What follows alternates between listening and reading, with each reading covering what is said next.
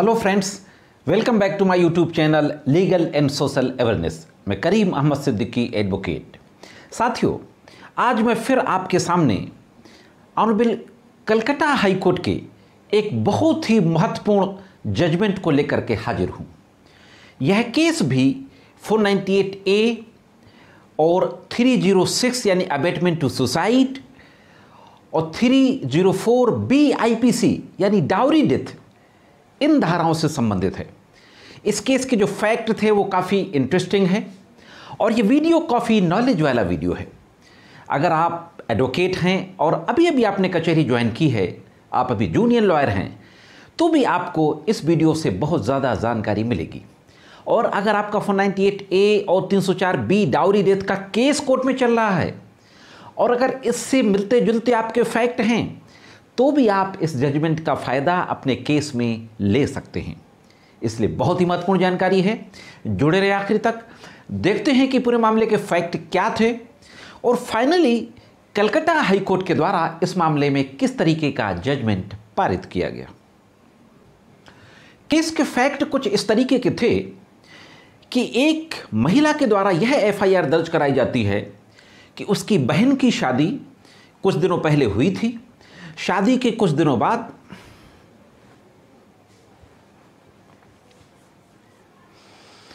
साथियों, केस के फैक्ट कुछ इस तरीके के थे।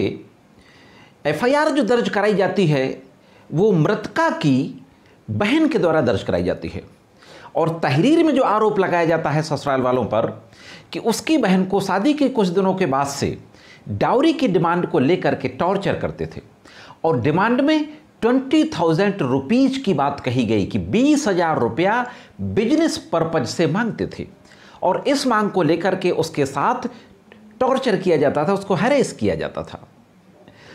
इस प्रताड़ना से परेशान होकर के उसकी बहन ने आत्महत्या कर ली, सुसाइड कर लिया, जहर खा करके सुसाइड कर लिया, पॉइजन को खाकर सुसाइड कर लिया और पति के साथ साथ ससुराल के 7 लोगों के विरुद्ध FIR दर्ज करा दी जाती है।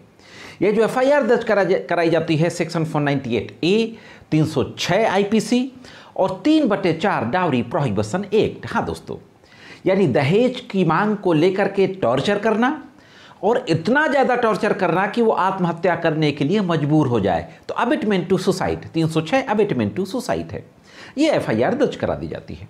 FIR दर्ज होने के बाद मामले में इन्वेस्टिगेशन होता है और इन्वेस्टिगेशन के बाद 7 लोगों के खिलाफ कोर्ट में चार्जशीट फाइल कर दी जाती है पुलिस के द्वारा। इसके बाद चार्ज बनता है। चार्ज भी 498A और 306 IPC में ही बनता है और 3/4 DP एक्ट। इसके बाद ट्रायल शुरू होता है और एक एक करके प्रोसिक्यूशन के द्वारा 10 से भी ज़्यादा विटनेसेस को कोर्ट में प्रोड्यूस किया जाता है। विटनेसेस में जो मुख्य रूप से थे वो मृतका की बहन थी जिसने कि FIR दर्ज कराई थी, उसके पिता थे, उसकी माँ थी और कुछ और क्लोज रिलेटिव्स थे और डॉक्टर था और IO था और पुलिस वाले जो होते हैं फॉर्मल विटनेस के रूप में। जो अहम बात केस में निकल करके आती है, डॉक्टर के द्वारा जो कहा जाता है, डॉक्टर के द्वारा कहा जाता है कि इसकी जो डेथ हुई है वह एक फास्फोरस बताते हैं, आर्गेनोफास्फोरस। आर्गेनोफास्फोरस के कारण कार्डियो रेस्पिरेटरी फेलियर की वजह से इसकी डेथ हुई है। जब डॉक्टर से क्रॉस एग्जामिनेशन में पूछा गया कि आपने आर्गेनोफास्फोरस कैसे बताया, क्योंकि IO ने, इन्वेस्टिगेटिंग ऑफिसर ने ड्यूरिंग द इन्वेस्टिगेशन बिस्रा की रिपोर्ट तो कलेक्ट ही नहीं की थी। जो फॉरेंसिक साइंस लेबोरेटरी की जो रिपोर्ट आनी चाहिए, जो बिस्रा प्रिजर्व किया जाता है, वो आई नहीं थी ड्यूरिंग इन्वेस्टिगेशन। तो डॉक्टर के द्वारा बड़ा इंटरेस्टिंग आंसर दिया जाता है कि स्टमक में जो स्मेल आ रही थी, उस स्मेल के बेसिस पे मैंने ये बात कही थी कि आर्गेनोफास्फोरस पॉइजन हो सकता है। यह बात डॉक्टर के द्वारा कही जाती है, बट उसने ये बात कही कि ही इज़ नॉट श्योर, वह श्योर नहीं है कि यही पॉइजन होगा या पॉइजन होगा भी कि नहीं होगा, क्योंकि बिस्रा रिपोर्ट तो आई नहीं थी। इसी के साथ साथ जो उस मृतका के परिवार वालों के स्टेटमेंट कोर्ट में होते हैं, उसकी बहन के, उसकी माँ के और उसके फादर के, उनमें आपस में मटेरियल कंट्राडिक्शन था। बहन के द्वारा स्पेसिफिक अमाउंट डाउरी का नहीं बताया गया, फादर के द्वारा कुछ दूसरा अमाउंट बताया गया और मदर के द्वारा भी दूसरा अमाउंट बताएगा। जो एक क्लोज रिलेटिव पेश हुए थे PW7 के रूप में, उनके द्वारा भी कोई दूसरा अमाउंट बताएगा। तो ये मटेरियल कंट्राडिक्शन था डाउरी डिमांड के बारे में। ट्रायल कोर्ट ने क्या किया कि इतना कंट्राडिक्शन होने के बावजूद भी 6 लोगों को बरी कर दिया, पति को छोड़ के। बाकी लोगों को एक्विटल कर दिया, पति को कन्विक्शन कर दिया, सजा कर दी। अब ट्रायल कोर्ट के इस कन्विक्शन जजमेंट के खिलाफ पति के द्वारा कलकत्ता हाई कोर्ट के समक्ष क्रिमिनल अपील फाइल की जाती है। CRA नंबर था 87/2021 और ये बहुत ही लेटेस्ट जजमेंट है साथियों। अभी 25 जुलाई 2022 का 25 जुलाई का जजमेंट है, अभी 5 दिन पहले। ऑनरेबल हाई कोर्ट भी इन सारी बातों को देखता है, सारे फैक्ट को देखता है और एविडेंस को भी एप्रिसिएट किया जाता है और लॉ को भी देखा जाता है।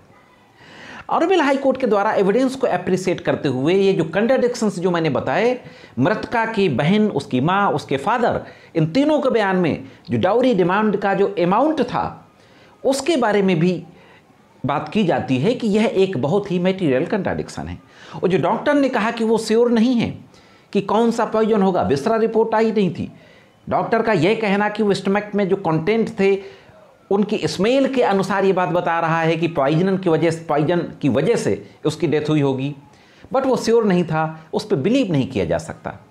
इसी के साथ साथ दोस्तों जो लॉ है डाउरी डेथ के संबंध में, साथियों section 113B Indian evidence act, यह सेक्शन ये कहता है कि ये माना जाएगा कि यह डाउरी डेथ है। Presumption as to dowry death, dowry death का प्रिजम्पशन कर लिया जाएगा जब तक कि दूसरी की तरफ से यानी कि ससुराल वालों की तरफ से कोई कोगेंट रीजन ना बताया जाए कि डेथ कैसे हुई। मैं यहाँ पर एक बात और आपको बताता चलूँ कि ट्रायल कोर्ट के द्वारा जो कन्विक्शन किया गया था वो 306 में नहीं किया गया था। कन्विक्शन 498A और 304B IPC यानी डाउरी डेथ में किया गया था, अबेटमेंट टू सुसाइड में नहीं किया गया था।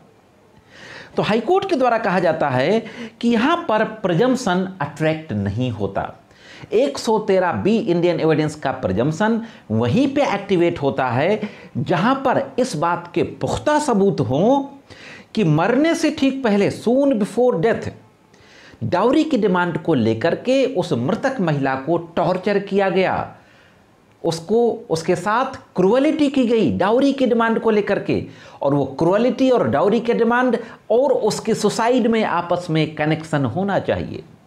हाईकोर्ट के द्वारा कहा जाता है कि इस केस में कनेक्शन नहीं है, लिहाजा 113B इंडियन एविडेंस का प्रिजम्पशन का फायदा इसमें प्रोसिक्यूशन को नहीं मिलेगा। फाइनली हाईकोर्ट के द्वारा कहा जाता है कि प्रोसिक्यूशन अपने केस को बियॉन्ड रीजनेबल डाउट प्रूव करने में असफल रहा है और पति को भी फाइनली एक्विटल कर दिया जाता है। हाँ दोस्तों, तो यह एक और केस 498A और 304B IPC का क्रुअलिटी और डाउरी डेथ का, जिसमें हाईकोर्ट ने पति को भी पूरी तरीके से बाइज्जत बरी कर दिया। साथियों, मैं समझता हूँ कि जानकारी आपके जरूर काम आएगी। एक बात और कहना चाहूँगा जाने से पहले कि अगर अभी तक आपने मेरे चैनल को सब्सक्राइब ना किया हो तो मेरे चैनल को सब्सक्राइब करके बेल बटन को हिट करके ऑल पे सेट कर दें, जिससे कि इन फ्यूचर जो वीडियोज मैं अपलोड करता हूं उसका नोटिफिकेशन भी आप तक पहुंच सके। और मेरे द्वारा जो वीडियो में जानकारी दी जाती है अगर आपको अच्छी लगती हो तो वीडियो को लाइक और शेयर भी करते रहा करें। इस वीडियो में सिर्फ इतना ही। मिलते हैं किसी अन्य वीडियो में कानून के कुछ अन्य जानकारियों के साथ। तब तक कानून की विभिन्न तरह की जानकारी के लिए देखते रहें लीगल एंड सोशल अवेयरनेस।